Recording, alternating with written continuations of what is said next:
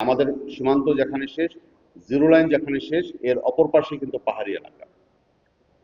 100% এসব এলাকাতে সিলগার কখনই করা সম্ভব না, কিন্তু আমরা আমাদের সর্বাত্মক চেষ্টা করি। এবং এই এলাকার সব জায়গা দিয়ে কিন্তু মানুষ যাতায়াত করতে পারবে না। সম্ভাব্য কিছু স্থান থাকে যেগুলো আমরা দিনের পর দিন, বছর পর বছর কাজ করতে করতে আমরাও নিজেরাও জানি, স্থানীয় যারা বসবাস করে তারাও জানে যে সম্ভাব্য রুটগুলো কোনগুলো হতে পারে। সেগুলোকে আমরা মাথায় রেখে কিন্তু আমরা রাস্তাগুলোকে আমরা ক্লোজ করে দিই, নজরদারির আওতায় আনি। একই সাথে আমরা কিন্তু গ্রামবাসীর সাহায্য নিই, আমাদের সোর্সও নিয়োগ করে দেই। স্থানীয় জনগণের ভিতরে আমাদের সোর্স আছে, তাদেরকে নিয়োগ করা হয়, সো দ্যাট তারা যাতে কোনো তথ্য পেলে আমাদেরকে যেন জানায়। তো এইটা এই জন্য এখনো রয়ে গিয়েছে কিছুটা কনফিউশনের ভিতরে। সেই কনফিউশনটা যত তাড়াতাড়ি আমরা পারি, আমরা যদি দূর করতে পারি, তাহলে সবার ভিতরেই যে একটা অনিশ্চয়তা দেখা দিচ্ছে সেটা হয়তো বা কেটে যাবে। এখন এই জন্যই আমরা ফিলিপ সিনালকে ধরার জন্য আমরা কাজ করছি। তার সহযোগী হিসেবে যারা ছিল তাকে নিয়ে এসেছি, এবং ফিলিপ সিনাল যে মোটরসাইকেলটা ব্যবহার করেছিল, আপনাদেরকে এটুকু বলতে পারি, সেই মোটরসাইকেল কিন্তু এখনো আমাদের ক্যাম্পে।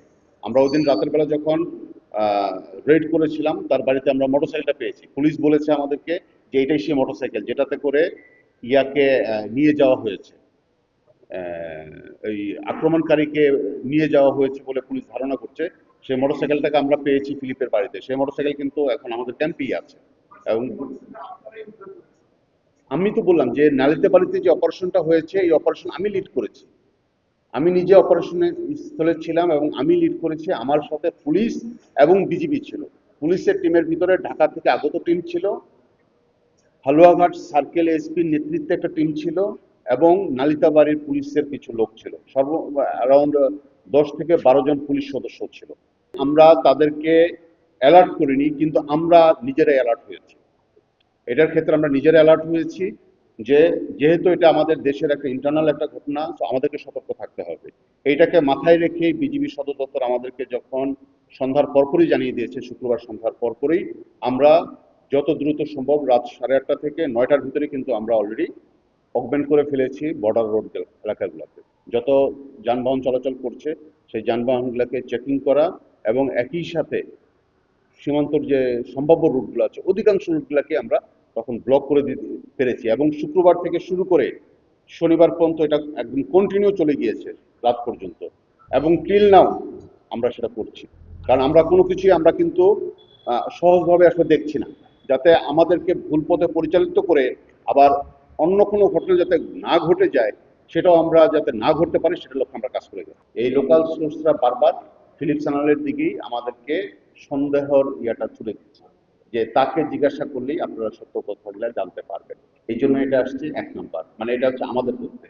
ঠিক একইভাবে পুলিশের যে তথ্যগুলো আছে সেই তথ্যটাও ইয়া করছে, ইন্ডিকেট করছে ফিলিপ চ্যানেলের দিকে। এই জন্য ফিলিপ চ্যানেল কথাটা বারবার আসছে। এর ভিতরে প্রথম রাতে আমার টিম যেটা যেটা অপারেশন চালানো হয়েছিল বারোমারি এলাকায়, নালিতাবাড়ির বারোমারি এলাকায়, ওইখান থেকে 4জনকে আমরা জিজ্ঞাসাবাদের জন্য আমরা নিয়ে আসি। এর ভিতরে যেহেতু তার স্ত্রী কোনোভাবেই স্বীকার করছিল না যে ফিলিপের সাথে তার যোগাযোগ হয়েছে, বাট আমরা মোবাইল চেক করে দেখলাম যে আমরা যখন দরজায় নক করছি তখনই ফিলিপের স্ত্রী ডেল্টা চিরাং তার হাজবেন্ডকে জানিয়ে দিয়েছে যে পুলিশ আর ইয়া চলে এসছে, সো দ্যাট তার হাজবেন্ড যেন এখান থেকে তাড়াতাড়ি চলে যায়, মানে আশেপাশে থাকলেও চলে যায়। আমাদের লোকেশন বলছে যে ফিলিপ আশেপাশে অবস্থান করছে। এরপর সে দ্রুত এখান থেকে চলে যাওয়ার তথ্য আমরা পেয়েছি। স্থানীয় সোর্স যারা আছে, মূলত এই মানব পাচারকারীর সাথে কম বেশি যারা জড়িত থাকে তাদেরকে আমরা জানি যে কারা এটা করে। তাদের মাধ্যমেও আমরা যোগাযোগ করার চেষ্টা করেছি। তাদের পক্ষ থেকেও কিন্তু বিভিন্ন তথ্য এসছে, এবং তাদের পক্ষ থেকে নিশ্চিত করেছে শনিবার সন্ধ্যা রাত 8টা পর্যন্ত তারা আমাদের কাছে নিশ্চিত করেছে যে এখন পর্যন্ত বর্ডার ক্রস করেনি। এটা হচ্ছে একজনের ভাষ্য। তারা অবস্থান করছে নালিতাবাড়ি এলাকাতে, এবং ফিলিপ সেটা জানে। এই জন্যই আসলে ফিলিপের কথাটা বারবার এখনো উঠে আসতেছে। আবার এটাকে আমরা উড়িয়ে দিচ্ছি না যে এখনো আছে, আমরা কাজ করছি, এটা নিয়ে কাজ করছি। এই জন্য ফিলিপ স্নাল যে ব্যক্তিটা আছে তার প্রসঙ্গটা বারবার উঠে আসতেছে এই একটা কারণ। কোথায় ছিল, কিভাবে আসছে, এর আগে যে তথ্যগুলো এসছে ধারাবাজারে এসেছিল, ওইখান থেকে মোটরসাইকেলে করে গিয়েছে, তারপর সীমান্ত পার হয়েছে, যদি হয়ে থাকে কোন দিকে, যে কথাটা বলা হচ্ছে হালুয়াঘাটের ভুটিয়াপাড়া এলাকা দিয়ে, ওইখানে আমাদের অনেকগুলো বিএপি আছে এবং সবাই কিন্তু চেকপোস্ট ওইখানে বসিয়েছিল। এবং আমরা যেটা বলেছি যে আমাদের নিয়মিত যে টহলটা থাকে, একটা করে টহল থাকে, এই একটা টহলের অতিরিক্ত আরেকটা টহল আমরা তখন বাড়িয়ে দিই। বিশেষ পরিস্থিতি যখন তৈরি হয় তখন আমরা টহল বাড়িয়ে দিই।